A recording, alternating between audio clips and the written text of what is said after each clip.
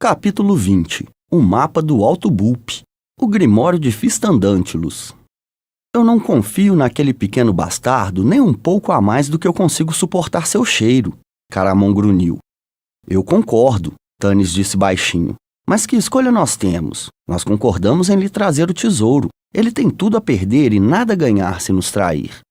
Eles se sentaram no chão do lugar de espera, uma imunda antecâmara fora da sala do trono. A decoração dessa sala era tão vulgar quanto a da corte. Os companheiros estavam tensos e nervosos, falando pouco e forçando a si mesmos a comerem. Raistlin recusou comida. Sentado no chão, abraçando as pernas e separado dos outros, ele preparou e bebeu a estranha mistura de ervas que acalmava sua tosse. Depois ele se embrulhou em suas vestes e se estirou de olhos fechados no chão. Bulpo encolheu-se perto dele, mastigando alguma coisa de sua sacola. Ao ir ver como seu irmão estava, Caramon ficou horrorizado ao ver uma cauda desaparecer dentro da boca dela, fazendo barulho. Vendaval sentou-se sozinho. Ele não tomou parte na conversa, pois os amigos revisaram seus planos mais uma vez. O homem das planícies contemplava o chão deprimido. Quando sentiu um leve toque em seu braço, ele nem mesmo levantou a cabeça. Lua Dourada ajoelhou-se ao lado dele. O rosto dela estava pálido. Ela tentou falar, não conseguiu. Então, tossiu, limpando a garganta. Nós precisamos conversar, ela disse com firmeza na língua deles. Isso é uma ordem? Ele perguntou com animosidade. Ela engoliu em seco. Sim, ela respondeu, quase inaudível. Vendaval levantou-se e caminhou até parar em frente a uma tapeçaria berrante. Ele não olhou para a Lua Dourada nem se dirigiu a ela. Seu rosto era uma máscara inflexível, mas debaixo dela, Lua Dourada podia ver a dor abrasadora em sua alma. Ela colocou gentilmente a mão no braço dele. Perdoe-me, ela disse suavemente. Vendaval olhou para ela atônito. Ela estava diante dele com a cabeça curvada e uma vergonha quase infantil em seu rosto. Ele estendeu a mão para tocar o cabelo dourado e prateado da pessoa que ele amava mais do que a própria vida. Ele sentiu Lua Dourada estremecer quando a tocou e seu coração doeu de amor. Movendo a mão da cabeça dela para o pescoço, ele, muito gentil e ternamente, trouxe a cabeça de sua amada para seu peito e, então, tomou-a em seus braços. Eu nunca tinha ouvido você dizer aquelas palavras antes, ele disse sorrindo consigo mesmo, sabendo que ela não podia vê-lo. Eu nunca as tinha dito, ela engoliu em seco, o rosto pressionado contra a camisa de couro dele. Oh, meu amado. Eu peço desculpas por você ter voltado para casa e ter encontrado a filha do líder, e não Lua Dourada. Mas eu tenho sentido tanto medo. Não, ele sussurrou. Sou eu quem deveria pedir perdão.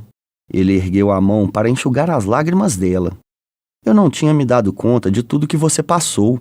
Eu só conseguia pensar em mim mesmo e os perigos que eu tinha enfrentado.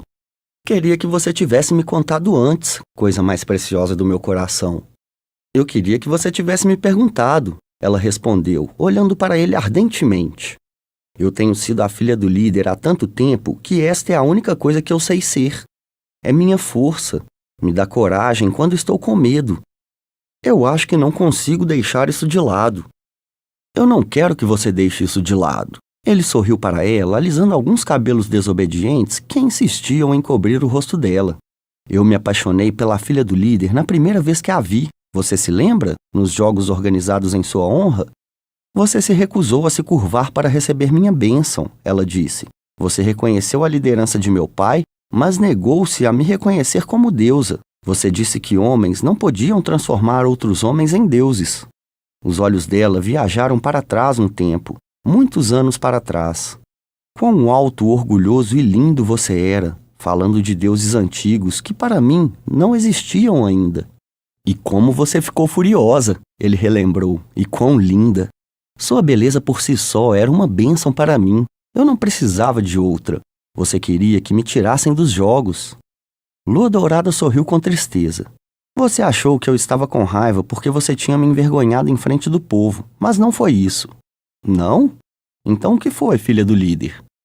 O rosto dela enrubesceu e ficou rosa escuro, mas ela ergueu os olhos azuis claros para ele. Eu estava com raiva porque eu sabia, quando vi você ali recusando-se a ajoelhar-se diante de mim, que eu tinha perdido parte de mim mesma e que enquanto você não a reivindicasse, eu nunca estaria completa novamente. Como resposta, o homem das planícies apertou-a contra si, beijando seu cabelo gentilmente. Vendaval, a filha do líder ainda está aqui. Eu não acredito que ela partirá um dia, mas você tem de saber que Lua Dourada está dentro dela, e se essa jornada um dia terminar e nós finalmente tivermos paz, Lua Dourada será sua para sempre, e nós desterraremos a filha do líder. Uma batida na porta do Alto Bulpe fez com que todos ficassem nervosos, quando um anão da Ravina tropeçou para dentro da sala. Mapa! Ele disse, jogando um pedaço de papel amassado para Tanis. Obrigado, disse o meio-elfo sério, e estenda nossos agradecimentos ao Alto Bulpe. Sua Majestade, o Alto Bulpe. O guarda corrigiu com um olhar ansioso na direção da parede coberta de tapeçaria. Curvando-se desajeitadamente, ele se afastou para as dependências do Alto Bulpe. Tanis abriu o mapa. Todos se juntaram à sua volta, até mesmo Flint. Entretanto, depois de dar uma olhada, o anão bufou com escárnio e voltou para seu sofá. Tanis riu pesarosamente. Nós deveríamos ter esperado uma coisa assim. Eu gostaria de saber se o grande Trollis Bollis se lembra onde é a grande sala secreta. É claro que não. Raistlin sentou-se, abrindo os estranhos olhos dourados e olhando para eles através de suas pálpebras entreabertas. É por isso que ele nunca voltou ao tesouro. Entretanto, há um entre nós que sabe onde fica o covil do dragão. Todos acompanharam o olhar do mago. Bulpo olhou de volta para eles, desafiadoramente. Vocês, certo. Eu saber. Ela disse mal-humorada. Eu saber lugar secreto. Eu ir lá, encontrar Pedra Bonita. Mas não contar Alto Bulpe. Você vai nos contar? Tanis perguntou. Bulpo olhou para Raistlin. Ele acenou com a cabeça. Eu contar. Ela resmungou. Dar mapa. Raistlin, vendo os outros entretidos olhando para o mapa, acenou para seu irmão. O plano ainda é o mesmo? O mago murmurou. Sim. Caramon franziu as sobrancelhas. E eu não gosto dele. Eu devia ir com você. Besteira, Raistlin sussurrou. Você só ia me atrapalhar. Depois ele completou mais gentilmente. Eu não vou correr perigo, te prometo. Ele colocou a mão no braço de seu irmão gêmeo e chegou mais perto. Além disso, o mago olhou em volta. Tem algo que você precisa fazer por mim, meu irmão. Algo que você tem de trazer para mim do covil do dragão. O toque de Raistlin era incomumente quente. Seus olhos queimavam. Caramon, inquieto, começou a andar para trás, vendo algo em seu irmão que ele não tinha visto desde as torres da alta magia. Mas a mão de Raistlin o segurou. O que é? Caramon perguntou com relutância. Um grimório, Raistlin murmurou. Então é por isso que você queria vir para Shakti-Zarot, disse Caramon. Você sabia que esse livro de magias estaria aqui. Eu li sobre ele anos atrás. Eu sabia que ele tinha estado em Shakti-Zarot antes do cataclismo. Todos os membros da ordem sabiam, mas nós presumimos que ele tivesse sido destruído com a cidade. Quando eu descobri que Shakti-Zarot tinha escapado à destruição, percebi que poderia haver uma chance do livro ter sobrevivido. Como você sabe que ele está no covil do dragão? Eu não sei, só estou conjecturando. Para os utilizadores de mágica, este livro é o maior tesouro de Shakti-Zarot. Você pode estar certo de que se o encontrou, o dragão o está usando. E você quer que eu o pegue para você? Caramon disse lentamente. Com que ele se parece? Com o meu grimório, é claro. Com a diferença que o pergaminho branco como o osso está encadernado em couro azul como a noite, com runas prateadas estampadas na frente. Ele será frio como a morte ao tato. O que as runas dizem? É melhor você não saber, Raistlin sussurrou. E de quem era o livro? Caramon perguntou desconfiado. Raistlin ficou em silêncio, seus olhos dourados abstraídos, como se ele estivesse fazendo uma busca interior, tentando se lembrar de algo esquecido. Você nunca ouviu falar dele, meu irmão, ele disse finalmente, num sussurro que forçou Caramon a se inclinar para mais perto. Mas ele era um dos maiores da minha ordem. Seu nome era Fistandantulus. Da forma que você descreve esse grimório, Caramon hesitou, temendo que Raistlin responderia. Ele engoliu em seco e começou novamente. Esse Fistandantulus, ele usava o roube negro? Ele não conseguiu enfrentar o olhar penetrante de seu irmão. Não me pergunte mais nada, Raistlin disse, sua voz quase transformada num assobio. Você é tão mau quanto os outros. Como é que qualquer um de vocês pode me entender? Vendo o olhar de dor de seu irmão gêmeo, o mago suspirou. Confia em mim, Caramon. Não é um grimório particularmente poderoso. Na verdade, é um dos primeiros livros do mago. Um que ele tinha quando era muito jovem, Raistlin murmurou, fixando o olhar em algum lugar distante. Depois ele piscou e disse mais animado. Mas será valioso para mim da mesma maneira. Você tem de consegui-lo. Você tem. Ele começou a tossir. Claro, Haste. Caramon prometeu, acalmando o irmão. Não fique exaltado. Eu o encontrarei. Bom, Caramon. Excelente, Caramon. Raistlin sussurrou quando conseguiu falar outra vez. Ele se sentou no canto e fechou os olhos. Agora me deixe descansar. Eu tenho de estar pronto. Caramon levantou-se, olhou para seu irmão durante um momento, então ele se virou e quase caiu sobre Bulpo, que estava em pé atrás dele, examinando-o desconfiada, com os olhos arregalados. Do que se tratava? Sturm perguntou de forma grosseira quando Caramon voltou ao grupo. Oh, nada, o homenzarrão resmungou, enrubescendo de culpa. Sturm lançou um olhar assustado para Tanis. O que foi, Caramon? Tanis perguntou, colocando o mapa enrolado em seu cinto e olhando para o guerreiro. Alguma coisa errada? Não, Caramon gaguejou. Não é nada.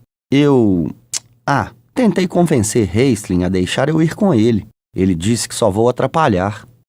Tanis examinou atentamente Caramon. Ele sabia que o homenzarrão estava dizendo a verdade, mas Tanis também sabia que o guerreiro não estava dizendo toda a verdade. Caramon derramaria alegremente a última gota de seu sangue por qualquer membro do grupo, mas Tanis suspeitava que ele trairia todos se Raistlin o ordenasse. O gigante olhou para Tanis, pedindo silenciosamente para ele não fazer mais perguntas. Ele está certo, você sabe, Caramon, Tanis disse finalmente, pegando no braço do homenzarrão.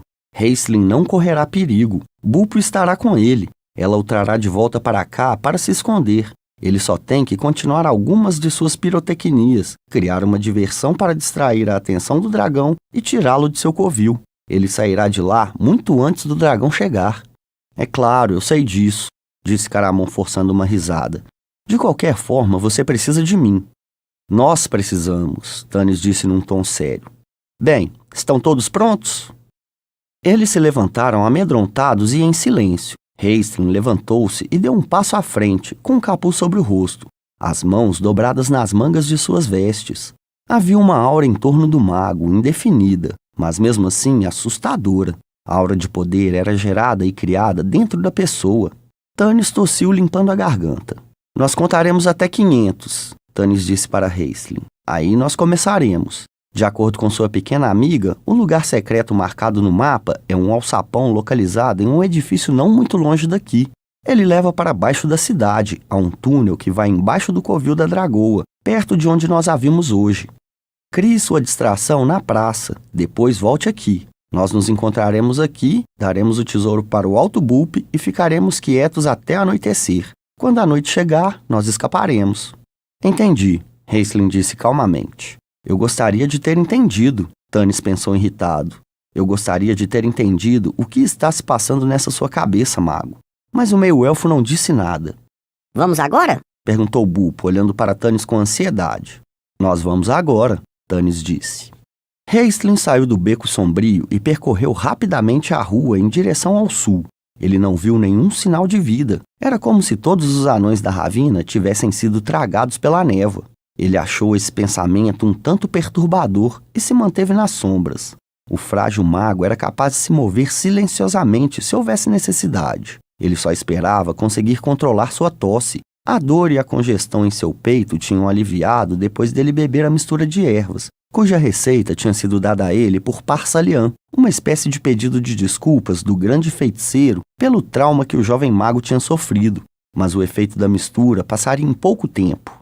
Bulpo espiou por detrás das roupas do mago. Seus grandes olhos negros como contas se apertavam para ver a rua que levava para a grande praça. Ninguém. Ela disse e deu um puxão no robe do mago. Vamos agora. Ninguém? Pensou Raistlin preocupado. Não fazia sentido. Onde estava a multidão de anões da ravina? Ele tinha a sensação de que alguma coisa estava errada, mas não tinha tempo para voltar atrás. Tanis e os outros estavam a caminho da entrada secreta do túnel. O mago sorriu irritado. Que busca idiota isso estava se tornando. Era provável que todos eles morressem nessa cidade desafortunada. Bupo deu um puxão em seu robe outra vez. Encolhendo os ombros, ele jogou o capuz sobre a cabeça e juntos, ele e a anã da Ravina correram pela rua coberta de névoa. Duas figuras vestidas com armadura saíram de uma porta escura e caminharam furtivamente atrás de Raistlin e Bupo. Este é o lugar, Tanis disse suavemente. Ele abriu uma porta que apodrecia e espiou dentro. Está escuro aqui, nós vamos precisar de luz. Houve um som de pedra batendo em metal e depois um facho de luz, quando Caramon acendeu uma das tochas que eles tinham pego emprestadas do Alto Bulp. O guerreiro deu uma para Tanis e acendeu uma para si mesmo e Vendaval. Tanis entrou no prédio e se viu imediatamente com água até os tornozelos. Erguendo a tocha, ele viu água escorrendo pelas paredes da funestra sala. A água redemoinhava em torno do centro do piso, depois escorria para baixo através de rachaduras que existiam próximo às bordas. Tanis patinhou até o centro da sala e segurou sua tocha próxima à água. É aqui mesmo, eu consigo vê-lo, ele disse enquanto os outros vadeavam para dentro da sala. Ele apontou para um alçapão no chão. Mal se podia ver uma argola de ferro no centro dele. Caramon! Tanis se afastou. Bobagem! Flint bufou. Se um anão da Ravina consegue abrir isto, eu também consigo. Fique de lado. O anão acotovelou todos para trás, enfiou sua mão na água e puxou. Houve um momento de silêncio. Flint grunhiu e seu rosto ficou vermelho. Ele parou, endireitou-se, respirou fundo, depois enfiou a mão na água e tentou novamente. Não se ouviu um estalo sequer. A porta continuou fechada. Tanis colocou a mão no ombro do anão. Flint, Bupo disse que ela só desce na época da seca. Você está tentando levantar metade do novo mar junto com a porta. Bem, o anão arquejou, tentando recuperar o fôlego. Por que você não me disse isso antes? Deixe o grande touro tentar. Caramon deu um passo à frente. Ele colocou a mão dentro da água e deu um puxão. Os músculos de seus ombros se contraíram e as veias de seu pescoço se levantaram. Houve um barulho de sucção. Depois, ela foi liberada tão repentinamente que o grande guerreiro quase caiu para trás. A água da sala escorreu quando Caramon levantou a porta de tábua do alçapão. Tanis abaixou a tocha para poder ver. Um túnel de 1,20 m de diâmetro abriu-se no chão. Uma escada de ferro estreita descia dentro do túnel. Qual é a contagem? Tanis perguntou. Sua garganta estava seca. 403, respondeu a voz grave de Sturm. 404. Os companheiros ficaram em volta da porta do alçapão, tremendo com um ar gelado. O único som que eles ouviram era a água escorrendo pelo túnel. 451, comentou o cavaleiro calmamente. Tanis coçou a barba. Caramon tossiu 2 vezes, como se estivesse lembrando a todos seu irmão ausente. Flint, nervoso, deixou seu machado cair na água. Taz, distraído, mastigava a ponta de seu topete. Lua Dourada, pálida mas composta, aproximou-se de Vendaval. O cajado em sua mão tinha uma aparência normal. Ele colocou seu braço em volta dela. Não existe nada pior do que esperar. 500, disse Sturm finalmente. Está na hora. Taslerhoff jogou-se na escada. Tanis foi em seguida, segurando sua tocha de modo a iluminar o caminho para a Lua Dourada que vinha atrás dele. Os outros o seguiram, descendo lentamente em um poço de acesso ao sistema de esgoto da cidade. O poço tinha mais ou menos 6 metros. Depois, se abria em um túnel de mais de 1,5 m de raio que corria de norte a sul. Verifique a profundidade da água, Tanis avisou o Kender, quando Taz estava prestes a largar a escada. O Kender, que estava pendurado com uma só mão no último degrau, abaixou seu cajado Rupak dentro da água escura que redemoinhava abaixo dele. O cajado afundou pela metade. Uns 60 centímetros, ele disse animado. Ele caiu dentro d'água fazendo um chuá. A água chegava até as coxas dele. Ele olhou para Tanis inquisitivo. Por ali, Tanis apontou. Sul. Segurando o cajado acima de sua cabeça, Taslerhoff deixou a corrente levá-lo. Onde está a distração? Sturm perguntou e sua voz ecoou.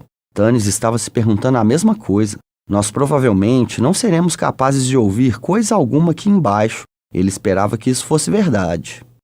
Reis conseguirá. Não se preocupem, Caramon disse irritado. Tanis, Taslerhoff consultou o meio-elfo. Tem alguma coisa aqui embaixo. Eu senti ela passar perto dos meus pés.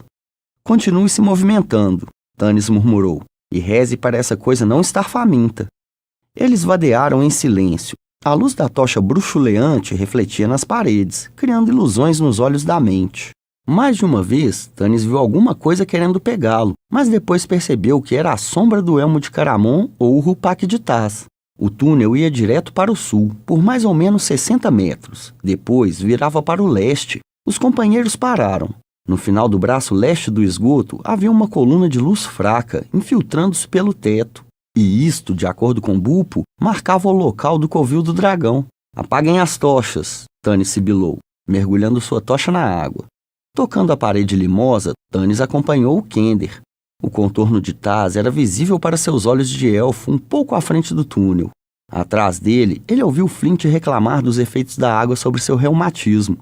"Psiu", Tanis sussurrou quando eles estavam chegando mais perto da luz. Tentando ser silenciosos, a despeito do retinir das armaduras, logo eles estavam perto de uma escada estreita que subia até uma grade de ferro. Ninguém se dá ao trabalho de trancar grades de chão. Taz puxou Tanis mais perto para sussurrar em seu ouvido. "Mas tenho certeza de que eu posso abri-la se ela estiver trancada." Tanis acenou com a cabeça. Ele não disse que Bulpo tinha sido capaz de abri-la também. A arte de abrir fechaduras era um motivo de orgulho tão grande para o Kender quanto os bigodes de Sturm o eram para o cavaleiro. Eles todos se puseram a observar, com água até os joelhos, enquanto Taz deslizava escada acima. "Eu ainda não ouço nada lá fora", Sturm resmungou. "Psiu", Caramon grunhiu asperamente. A grade tinha uma fechadura simples, que Taz abriu num instante. Depois, ele levantou a grade silenciosamente e espiou para fora. Uma escuridão repentina desceu sobre ele, uma escuridão tão densa e impenetrável que pareceu atingi-lo como um peso de chumbo e quase fez com que ele largasse a grade. Ele colocou a grade no lugar apressadamente, sem fazer qualquer ruído. Depois, desceu a escada, trombando com Tanis. "Taz?" O meio-elfo segurou. "É você? Eu não consigo ver nada. O que está acontecendo?" "Eu não sei. Ficou escuro de repente."